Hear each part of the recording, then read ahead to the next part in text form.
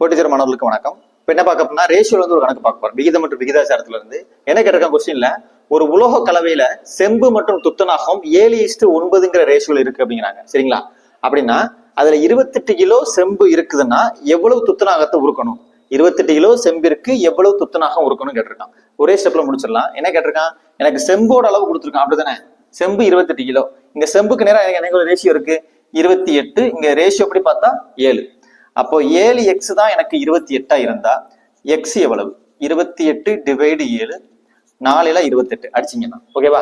அப்ப எனக்கு எக்ஸுங்கிறது 4. நான் முதலே சொல்லியிருக்கேன் உள்ள ஒரு எக்ஸ் இருக்குன்னு வச்சுக்கோங்க அப்படின்னு இருக்கேன். அப்படித்தானே? இப்ப எனக்கு எக்ஸுங்கிறது என்ன கிடைச்சிருச்சு? 4 கிடைச்சிருச்சா? அப்ப எனக்கு துத்தநாகம் தானே தேவை கணக்குல. அப்போ 9 எக்ஸ் வேணும்னா 9 × 4 9 நாங்க 36. அப்ப நான் எவ்வளவு துத்தநாகம் உருக்கணும்னா 36 கிலோ துத்தநாகத்தை உருக்கணும். தேங்க்யூ.